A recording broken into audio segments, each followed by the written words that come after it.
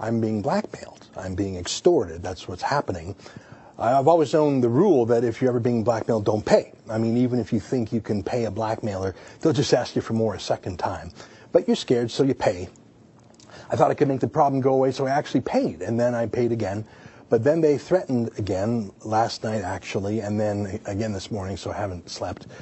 So I called my lawyers this morning, and I've decided I'm done. I'm going to do what I should have done a few weeks ago and just pull the trigger on myself on my own terms. That's the only thing that takes that power away from an extortionist. It's a pretty bad choice, isn't it? So I'm going to take the power away from them, and I'm going to tell you what happened myself. It happened in the UK. Just a bit of background. As you know, we've got this great guy out there on our team, Tommy Robertson, smart, brave, tough. He used to be the head of the English Defence League, do little videos for us, and they were good because he's a natural, but boy, were they crummy. I mean, look at that bad lighting, look at that bad webcam. It was pretty bad. And then one day, it was amazing. Look at that. Who did that? What happened? Well, this guy, Caolon Robertson, who just approached Tommy and attached himself to Tommy and made Tommy's videos great. We had no idea who he was, but we were grateful to him, so we offered to pay him a few bucks to work part-time to help Tommy. And then someone else just joined the team, named Llewelyn-John. He agreed to be the cameraman for Tommy. It was great. Suddenly we went from one guy to a whole team. And then a terrorist struck Westminster Bridge, and Tommy and our two new guys were there, and they taped this raw, viral video. It went super viral, seen millions of times. And the next day, Caolon said to us that he was fired from his full-time job because he appeared in that video with Tommy. Okay, well, I mean, I felt bad for him, and he was being helpful to us, so I immediately hired him full-time. No background check, no interview, just did it right then and there. And George was unemployed too, so we hired him too, full-time, right then and there. George and Caolon are a couple, I soon learned, but I don't care about stuff like that. They did funny little things, though, like panicky calls in the middle of the night asking for us to immediately advance them 150 pounds or 300 pounds by PayPal to cover strange expenses, like asking for cash to pay for an Uber. Ubers don't take cash. All right, but no problem. They're just young lads. When I finally met them in London, they showed me their squalid apartment downtown. So my old friend said, Ezra, pay them. But even that wasn't enough. They started calling our accountant and demanding more money, and sooner. And they refused to hand over our property like our old footage. Here's the contract they signed for their huge severance.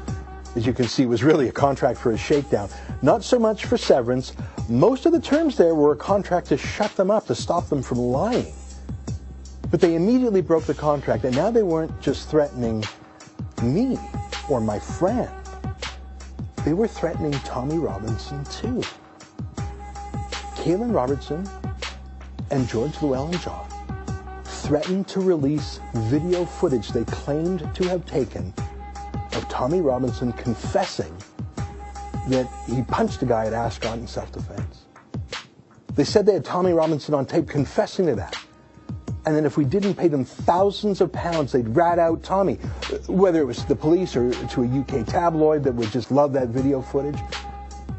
Well, I got on a plane and I flew to London to meet with them, to meet with Tommy and George Llewelyn-John, who was speaking on behalf of himself and his boyfriend, Caolon. And I'm ashamed to admit it, I signed another contract, one that I had personally written, this one, to buy their silence for Tommy Robertson. I specifically mentioned Tommy Robertson in there. Not that Tommy had done anything wrong. I don't even know if they have the footage they claim they have. But even the allegation coming from these two would be credible enough that every tabloid in the country would say Tommy was a criminal.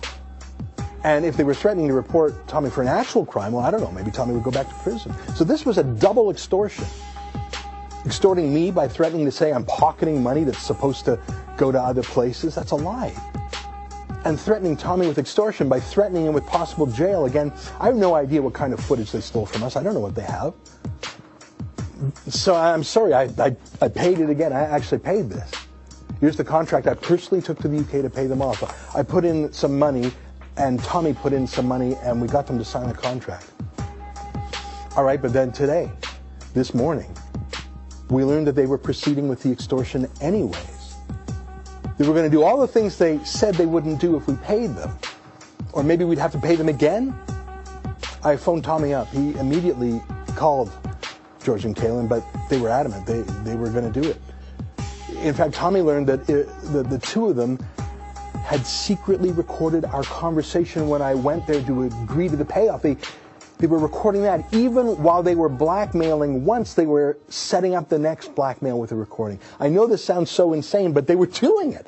They secretly recorded me trying to talk them out of it, trying to reason them out of it, trying to negotiate them out of it, even threatening to sue them if they extorted me. I brought a copy of a lawsuit from Canada that I'd once filed, and I said, I'll do it to you.